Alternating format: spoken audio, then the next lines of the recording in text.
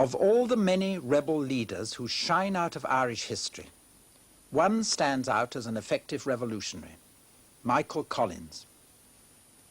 Well-read, active in the Gaelic League, a member of the secret Irish Republican Brotherhood, the IRB, he'd been interned after the 1916 rising at Frongoch in North Wales. Collins got really busy there. He had quite a number of his own people from West Cork. We used to call them the Mafia. They ran the whole camp. He saw that everybody in charge of the hutments was an IRB man and people in pivotal positions were IRB. He organised classes of all kinds, both educational and military. And he saw to it that more attention was paid to guerrilla fighting. And we had fellows in there from all parts of Ireland in Frongoch. And he built up a great system of contacts there in that way. And it was then, too, that he began to get information about friendly police, you know, fellows who had done good acts for the lads after 1916 in various parts of the country. And he followed those all up, and invariably he recruited those men. In Ireland, the man who dominated nationalist opinion was John Redmond, leader of the Parliamentary Party, demanding implementation of the 1914 Home Rule Act for all Ireland, as was his lieutenant, John Dillon. But the government now wouldn't give Home Rule without excluding parts of Ulster. Dillon and Redmond were failing, and new men were about to challenge the Irish Party's dominance. A tiny minority had been keeping things warm for them. We kept very closely together through the Gaelic League, which was one of the few organisations not suppressed. It was not suppressed. And we had weekly cycle runs and that, ostensibly cycle runs, but it was more or less military training. So when the men came out at Christmas, they had something to start on. The men out at Christmas were the apparently less important internees. Among them, Michael Collins. Through the Irish Republican Brotherhood, they set surreptitiously to work among the old volunteers. When we came back to Macroom, the volunteers had, if you like, died down in the meantime. The bunch who remained behind had simply marked time. And we got them started again. And then we started our recruiting campaign again, and the reaction was entirely different. We started a bogus branch of the Gaelic League in Rathmines called the Thomas Davis branch. I was secretary of it. And it was a cover for the volunteers of that area to meet in. In July 1917, all prisoners were released as a gesture of goodwill by the British government. The volunteers organised a welcome for them, which demonstrated a new mood in Irish opinion. Constance Markowitz had been condemned to death. This new mood had already been seen in 2 surprise by-election victories by a new political group of Republicans, working together with other advanced nationalists who'd earlier been known as Sinn Féin, we ourselves. And when Eamon de Valera, senior surviving commandant of the Rising, stood as Sinn Féin candidate in a 3rd by-election at East Clare, the volunteers worked tirelessly for him against the Parliamentary Party candidate Lynch, who was expected to win. But the priests, who'd always supported the Parliamentary Party before, were beginning to switch allegiance. Father Scanlon was a melodramatic kind of fellow, and De Valera was sitting beside him, and he said, "Valera," says he, not De Valera, "Valera, give me your hand." So De Valera looked at him as much as to say, "What on earth's wrong with you?" But he did give me his hand. And he turned to the people and he said, "Valera, you have given me your hand. In return, I give you the hearts of my people." Now, that sounds absolutely ridiculous, but it brought down the house, and including quite a number of Lynchites who were there to mock, and they went away and eventually voted for him.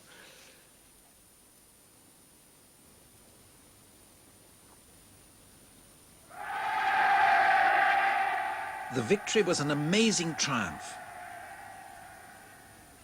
De Valera himself took the leadership of a new Sinn Féin party in which militant Republicans officially joined Arthur Griffith to merge with his brand of advanced but non-violent nationalism.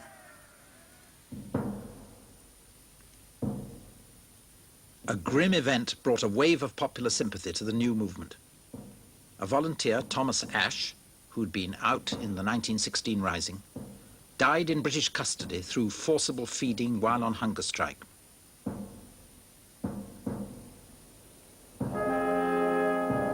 His funeral proved a great national demonstration.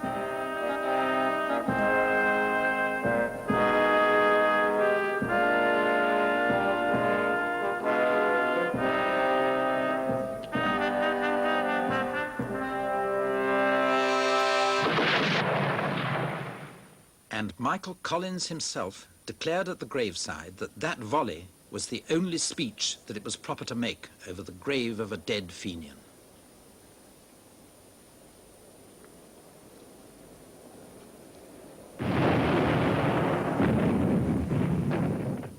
Meanwhile, the Great War was going badly for the Allies.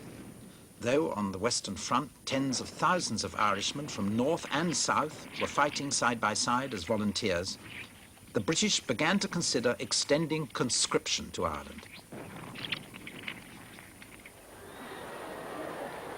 Irish public opinion massed against the proposal.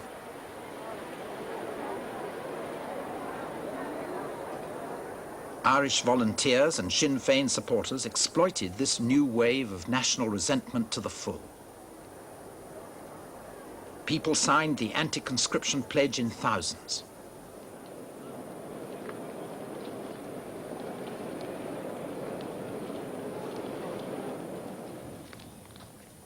A military-minded viceroy was appointed, General French, who, disliking the new national mood in Ireland, sniffed, he thought, a pro-German plot.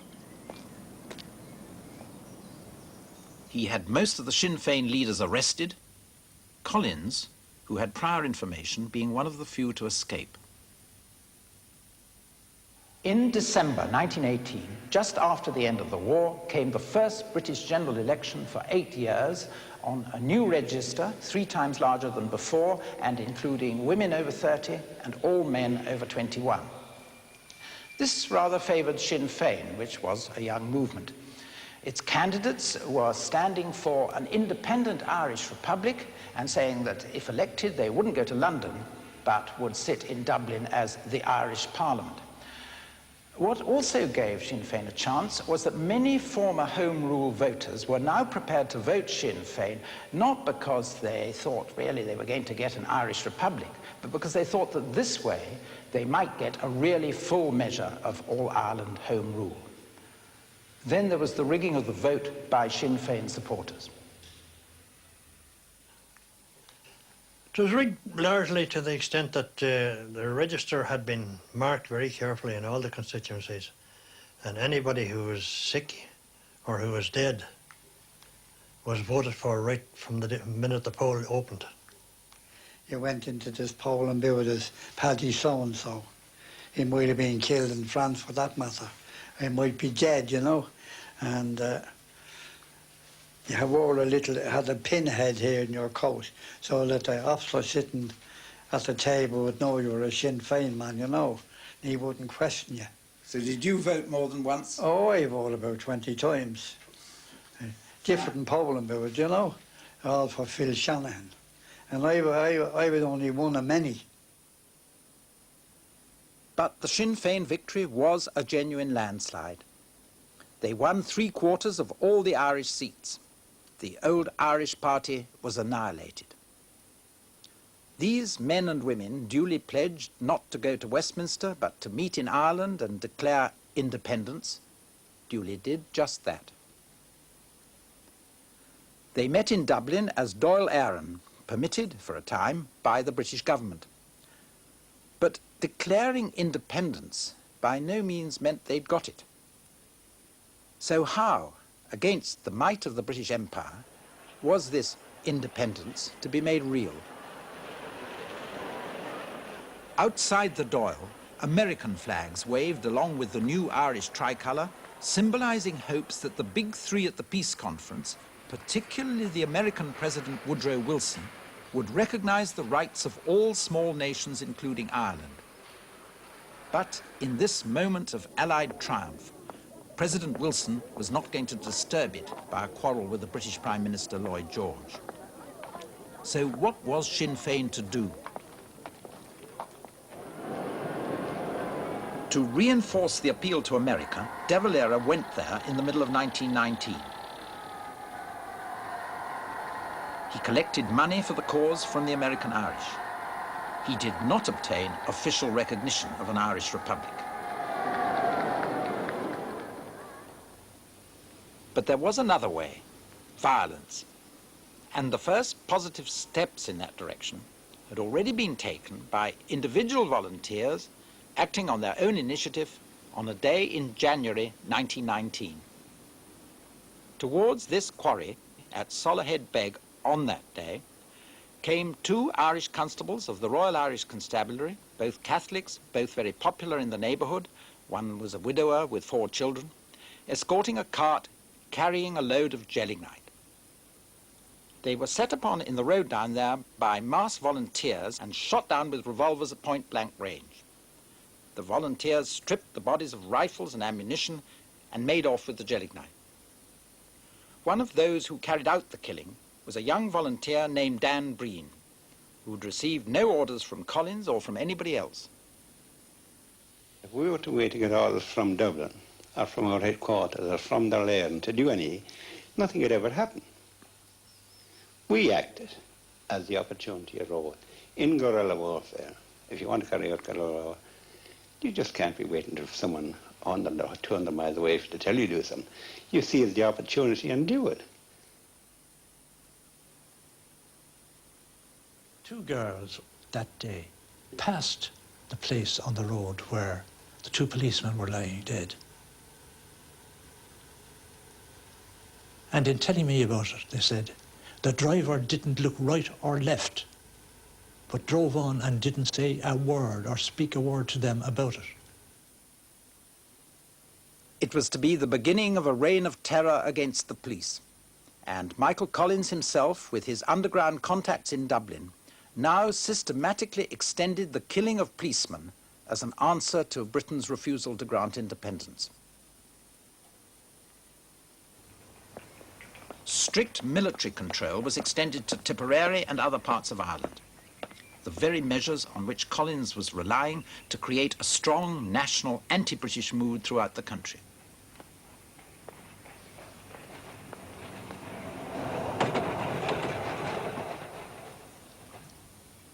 Collins was at this time leading a double life. As Minister of Finance for the Dáil, which was now suppressed, he organised a vast loan for the Irish Republic and was secretly filmed at the opening ceremony with leading figures of Sinn Féin. At the same time, he was directing the operations of the volunteers, or as they were soon to be called, the Irish Republican Army. I often talk to him about a supply of arms, and his invariable reply, well, why don't you go out and get them? And a great man on timing. If he said, you be here at 9 o'clock, you to be there at 9 o'clock. And that was that.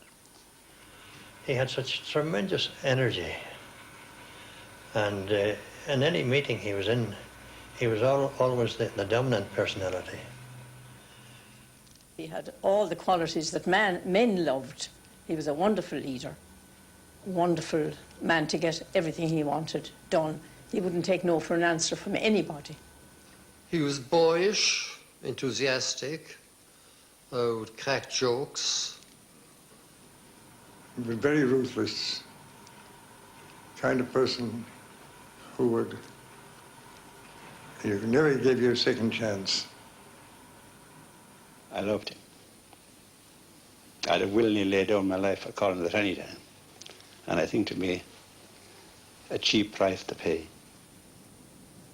Gifted with great powers of organisation, Collins not only successfully raised and administered a loan of over £4 million in today's money, but was systematically penetrating the British intelligence system in Ireland. And around midnight, he said, well, we'll go for a walk. I thought it was a queer time to go for a walk, and this fellow's on the run. So we finished up at Pearse Street Station. Colonel Broy, who was later on Commissioner of the Guards, was the sergeant in charge that night. He was an IRB man, of course. So we went into Pearse Station up to the first floor and to Inspector McFeely's office and opened the files, and that's where we got... I remember we stupidly didn't bring a torch with us, but we got some candles, and I know I've got a lot of candle grease in my hands holding the candle while we're going through the files to find out which of the G men was on political work and who wasn't. And the fellows that were on political work got a note to say they pack it up or else. They give you the lowdown on them and where they were. And you just went and rubbed them out. And you reported back. You didn't put it in writing. You reported back that they were gone, that's all. Early in 1920, Collins gave orders for the shooting of a detective named Barton. But he came out of a hallway and crossed the street at College Green and into College Street. And as he was stepping off this footpath to go over to the police station, Mick MacDonald let go of him. 2 or 3 more shots rang out. And he fell on his knee. He turned around and he pulled his gun out of his pocket. And he said, what did I do to deserve this dead?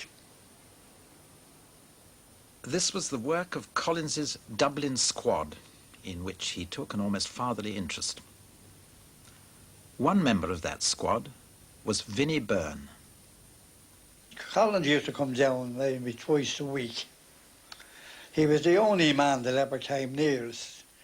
And it was a great boost to us that if he could ramble around the city, come into the dump and give us some kind of a heart, well, it was worth going on with, you know. He come in and 2 hands stuck in his trousers pockets and, how ye going on, lads? Oh, not bad, Michael. Yeah. Well, God be with you now and go on with the good work.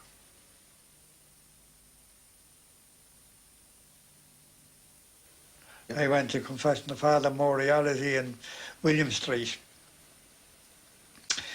And that held him a few sin, then I kept the big one till the last, you know. I said that, I shot a man, Father. Oh my God, he said, what happened? Oh. So I told him he shot in the fight for freedom. Which man was that you had shot?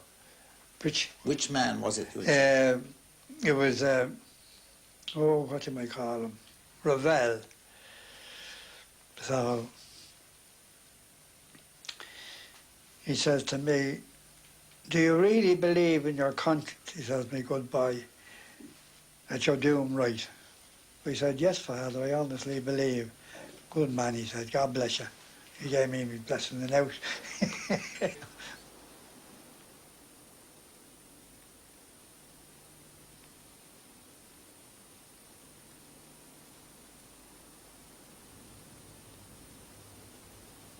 On the 15th of March 1920, the Mayor of Cork, Thomas McCurtain, was shot dead by a masked gang dressed in civilian clothes. But the curious thing about this gang was that they spoke with English accents. The police were beginning to hit back. Reinforcements for the police were being recruited in England, and because there weren't enough bottle green RIC uniforms to go around, some of the new recruits were equipped with khaki additions and became known as the Black and Tans. They weren't a special body, but reinforcements for the Royal Irish Constabulary. About 7,000 of them altogether, often attracted simply by the money. £4.12 and 6 a week. And with your overtime there, because you was out 16 hours out of the 24, more or less, sometimes more than that. Well, it came to a considerable sum in those days. Now, every end of the month you got paid. You sent me mother 30 shillings every week.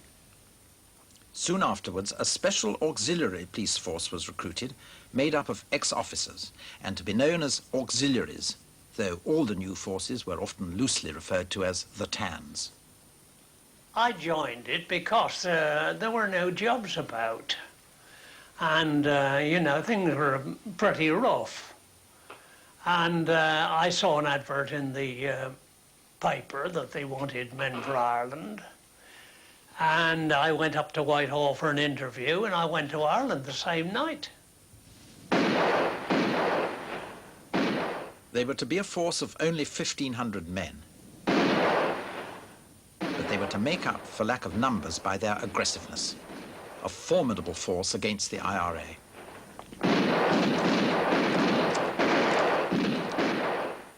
There were two types, of course. The auxiliaries were much the most dangerous because they were really courageous. They had absolutely no cowards in them, and they didn't care what they did, as far as I could see. The TANs, well, no, I never got beaten up myself, but they shot 3 friends of mine on the bridge in Killadoo, whom they'd just captured.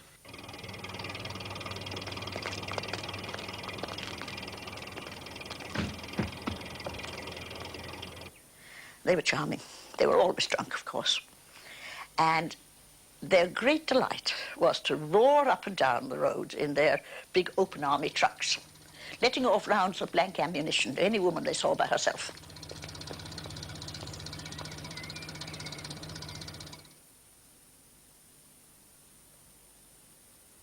By late 1920, Ireland had become a grim battleground, a scene of guerrilla warfare between two increasingly ruthless bands of armed men, the TANs and the IRA.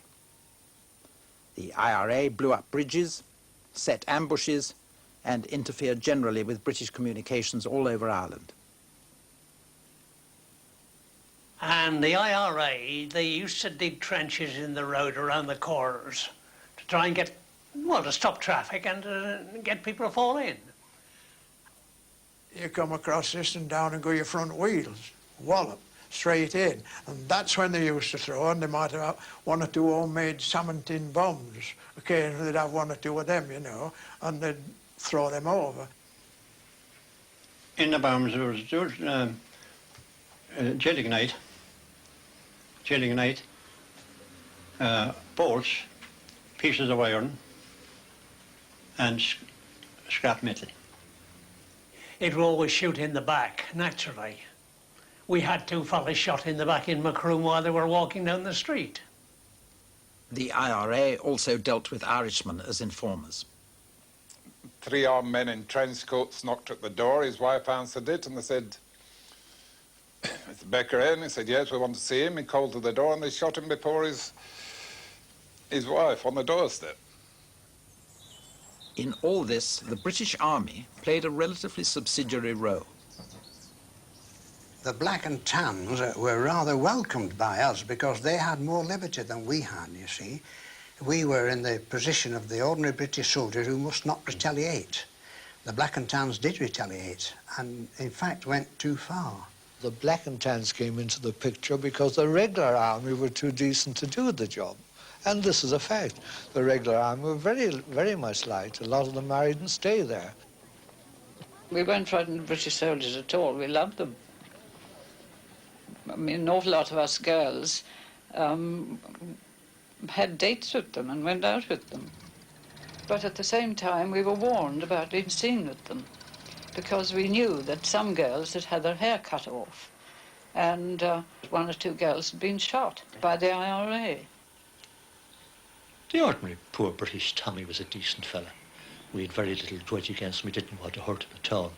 It was the intelligence officers, the Black and Tans, the deliberately organised ruffians that we were up against.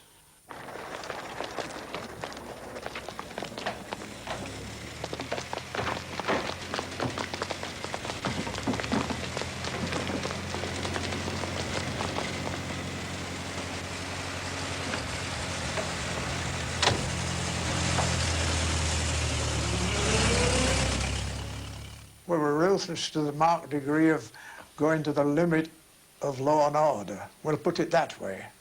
Now, we get the message. A farm had been burnt down, or the road had been dug up and the trees dropped down in the road, and we got ambushed then with armour plating on, you know. It didn't do a lot of harm to us, and then we went on. We could tell the way raids were going by the sounds of the Crossley tenders, which the Danes used. They had a distinctive note. If those tenders stopped anywhere around there, you were likely to get the search. Now, if you found any culprits or caught any there, well, you simply just arrested them and brought them in and interrogated them. We may interrogate them there and then on the scene. I'm not going to tell you what happened. And question them. And if you got anything out of them, well and good. And the search was really quite brutal. They kick the door in, stick a bayonet up against you, you know. Well, they terrified us, and then they searched the house. It's only quite fair to say they'd good reason for it, you know. We'd search for arms. Now, the floorboards would come up if it was elsewhere that. The fireplace, peat, if it was in, well, it was taken out. The bed was ripped open. We found rifles, revolvers, and ammunition. If at first the ordinary Irish people had disliked the violence used by the volunteers or IRA, there could be no doubt on whose side they would come down in the end, the longer this sort of thing went on. IRA men brought in with a captured Republican flag for interrogation. We used to question very strictly. And then what we did, we used to put pressure on them.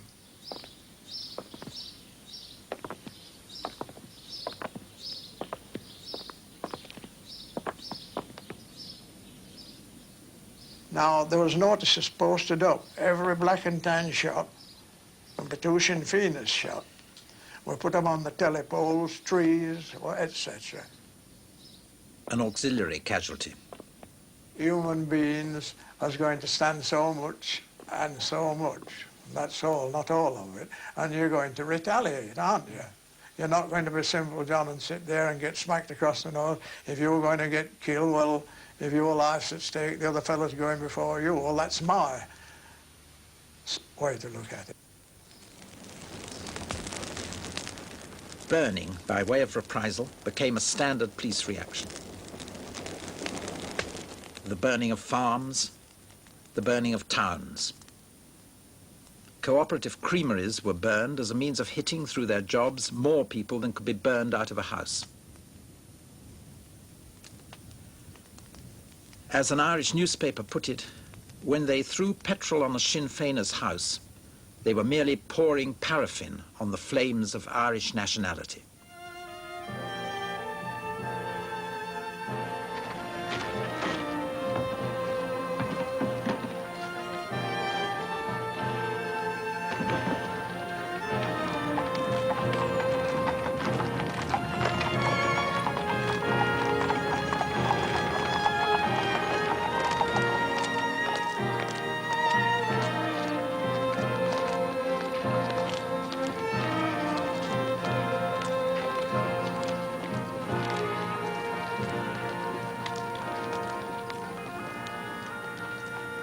An old man, locally he was called Black Willie. He had about 4 or 5 sons in the IRA. None of them were there when the auxiliaries came.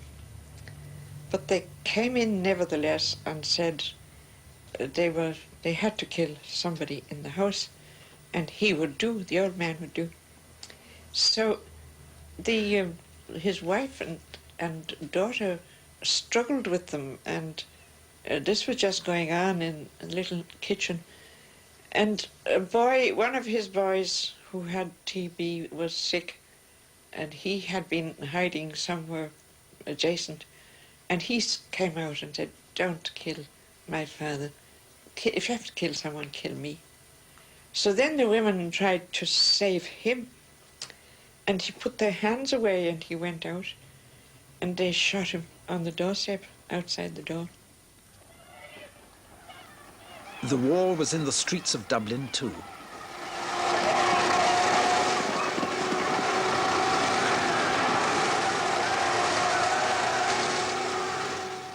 roundups and searches for arms as whole areas of the city were cordoned off.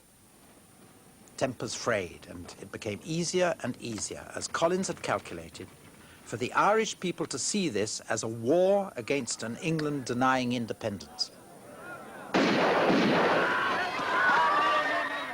Gun battles in the streets set civilians panicking. A British intelligence officer, Lieutenant Price, cornered an IRA man, Sean Tracy, in Talbot Street, Dublin.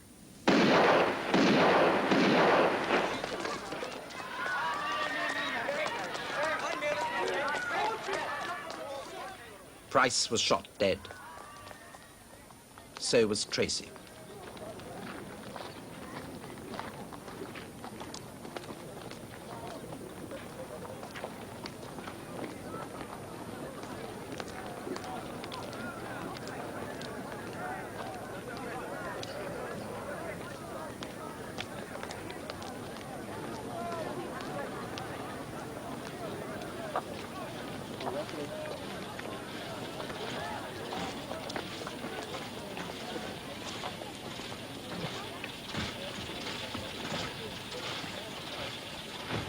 A spectacle of death of a different sort was provided by Terence McSweeney, Mayor of Cork, who died in a British prison after 73 days on hunger strike.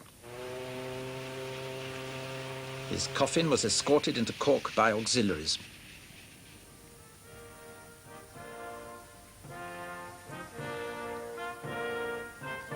His funeral, at which Arthur Griffith headed the mourners, was a massive display of Irish national solidarity.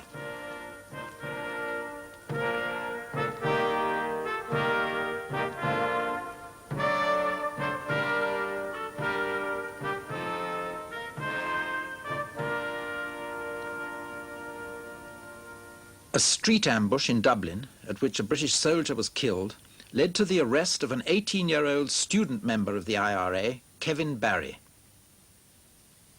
The Black and Tans arrested Barry. They brought him into our barracks, which was very near, and ill-treated him, beat him up, and our Sergeant Major had to get our guard to turn out to rescue Barry from the police. That was the way he received his injuries. In spite of massed protests, Barry was hanged, the first of 24 IRA men to be executed in the next 8 months.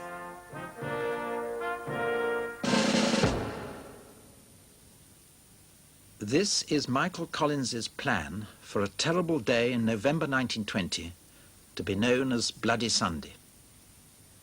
Collins had located the hideouts of a number of undercover British intelligence officers in Dublin, some of them actually posing as Sinn Féin supporters. Collins gave orders for them all to be shot in their houses individually by IRA men at 9 o'clock that Sunday morning. And I had 8 men with me. And we agreed that we'd meet outside St. Andrew's Church in Westland Row at 9 o'clock on Sunday morning. Some of us got mass that morning there. And we proceeded along to the house. Knocked at the door. The servant opened the door. And I said, I want to see Captain Bennett or Lieutenant Ames. Oh, she said, they're in bed. And she went to close the door, and I just put my foot in. So it's all right, so I'm a friend of theirs. So she looked behind me, and she seen the other men. Then we all got in any case. And she said to me, the folding doors is open. That is, I'd have no trouble. And she, Captain Bennett sleeps in there, and Lieutenant Ames sleeps down there. She was doing very good, you know. So I sent 3 men down to cover off Ames. And I went through the folding doors. And as I went through the folding doors, your man went for his pillow. He had a 45 Colt automatic under the pillow, because there was 5 or 6 guns covering them. So I said to him, well, come on, get out. And he went down to Captain or Lieutenant Ames's room. I put the two of them up against the wall. I said, the Lord have mercy on your souls. I plugged the two of them.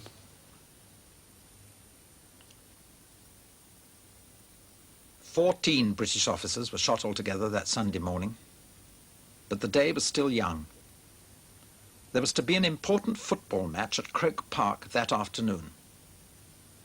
One of the Tipperary forwards was Tommy Ryan.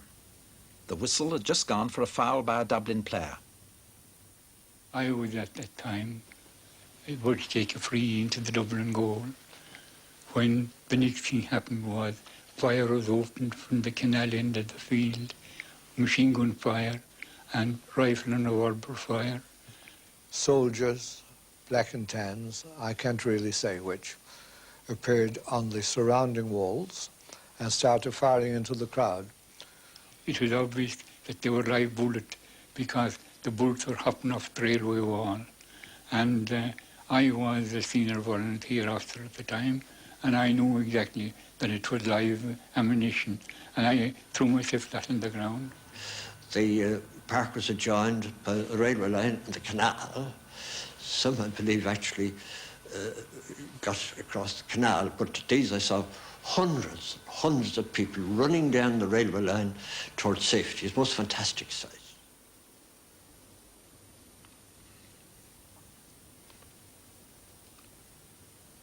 A Tipperary player was one of the 12 killed.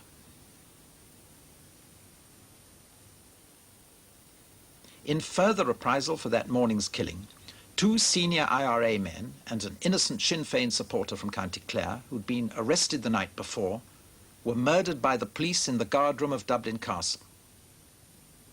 McKee, Clancy, and the innocent Clune. Their funeral was marked by the daring open appearance of the very man directing IRA operations, Michael Collins, with a large sum of money on his head. Well, my mother was a great one for funerals, and my mother with a neighbour was standing outside the church watching, you see. The neighbour, stupidly, she saw Michael Collins, who was standing somewhere nearby. "Oh, look," she said, "there's Mick Collins." And apparently he looked over and saw these 2 women. So he glared at her and said, "You bloody bitch."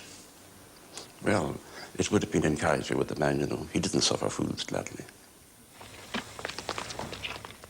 By December 1920, there were some 700 of the dreaded auxiliaries in Ireland. Their routine patrols were ambushed from time to time, and after one such ambush, a reprisal was carried out on a hitherto unprecedented scale against the centre of the city of Cork.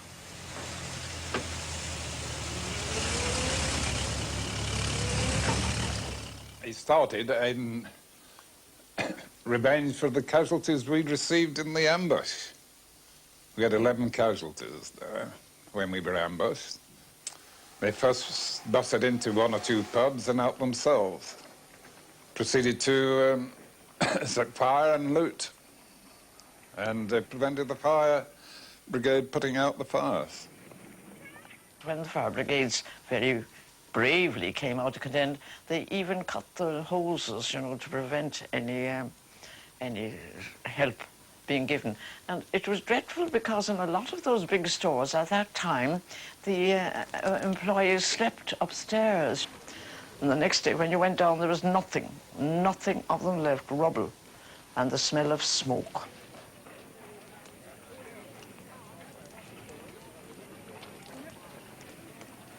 Well, there was a certain tough gang in the K Company. They were the instigators of this, including the commanding officer. And they were the people who did a lot of the looting. About 25 of these people were responsible for most of the damage done in Cork. An official British inquiry into the event was never made public. Disgust and embarrassment at this sort of thing was mounting in England.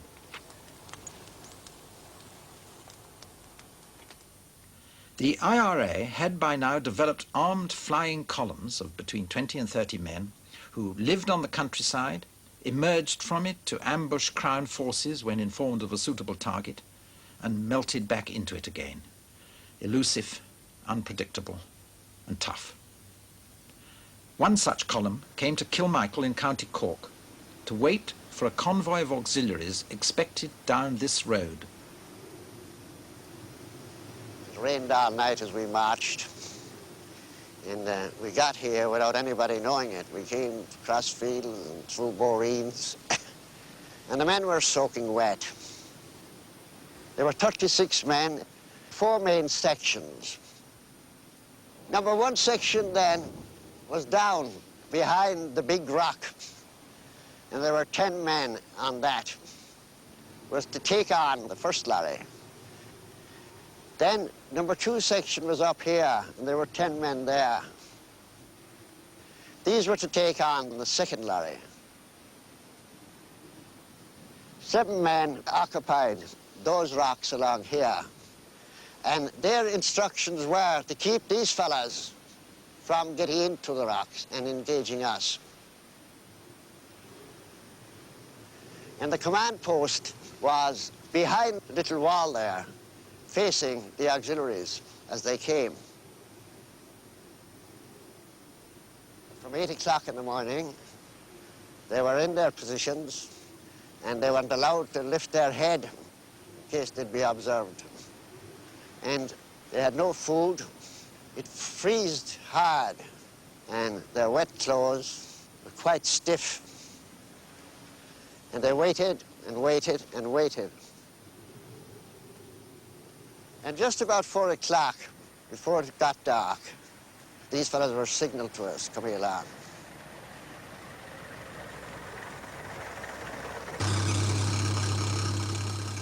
And when the first lorry came along to us, I happened to be wearing volunteer officers, IRA officers, uniform coat, pants and leggings. They saw me standing in the ditch, and they slowed. And they were obviously puzzled as to who this officer was. But anyway, they kept coming along slowly and slowly when a bomb was thrown at them. And the whistle blew, fire was opened, and the fight was on.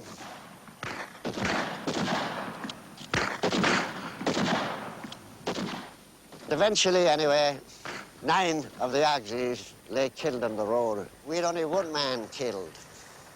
The second lorry had come to rest 35 yards from number 2 section, and they were fighting back and engaging the section.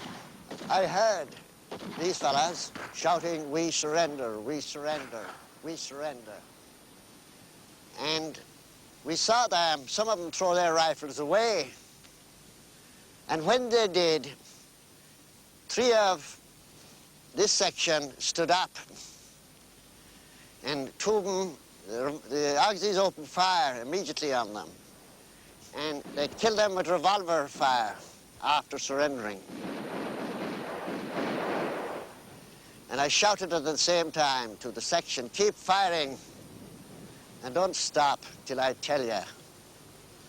And they tried to surrender again, and I said, "Don't take any surrender." And we wouldn't take prisoners after their false surrender and after killing 2 of our men. These fellows were all eventually killed. Later, Barry was to outmaneuver the British Army at Cross Barry in County Cork. So how long could it go on like this without some political solution?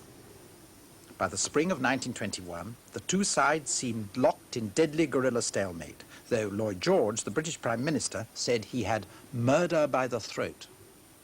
We could never hope to stand up and fight the British in open battle. That would be suicide for us.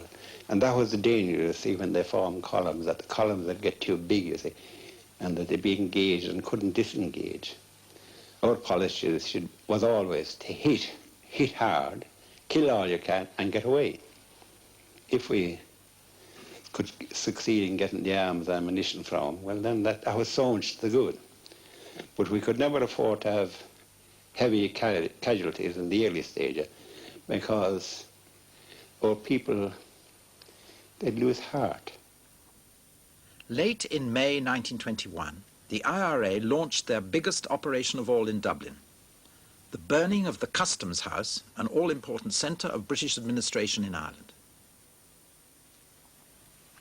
So I went upstairs, knocked at this door, and there was a man and a lady having a cup of tea with coming here Lord break.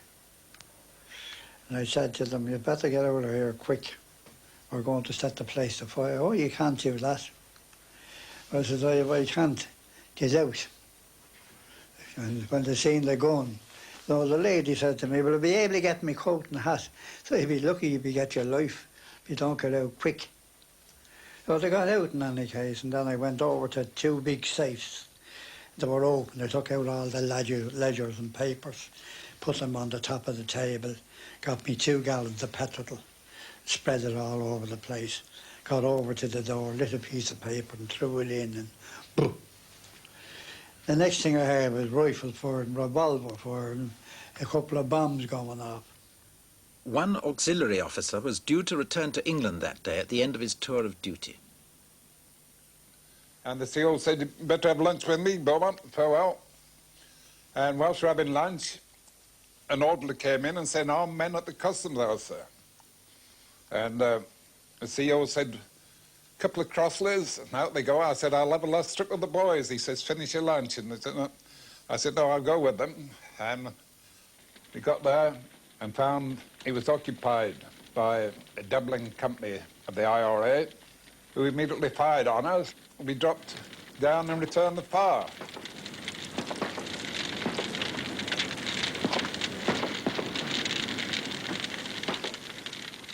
The British forces had arrived in the nick of time. The IRA were completely surrounded, 2 were shot down, the rest surrendered in large numbers.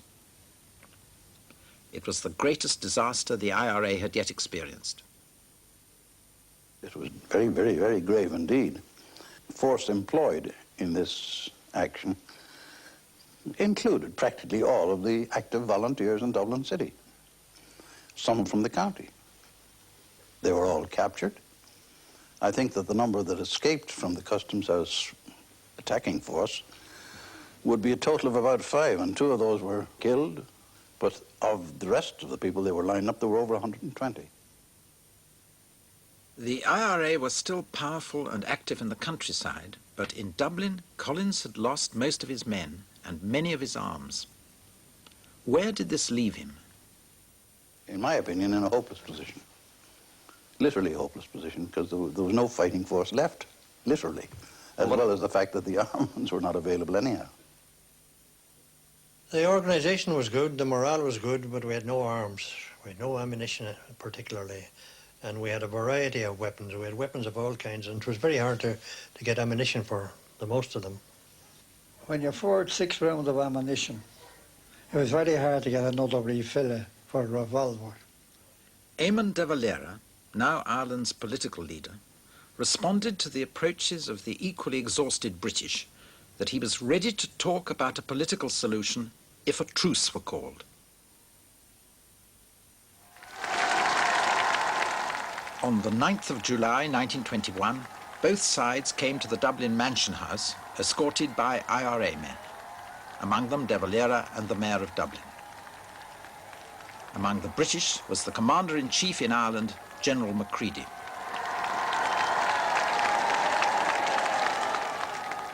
Ireland prayed for peace. And on the 11th of July, a truce was signed. The horror in which Ireland had lived for 2.5 years was suddenly over.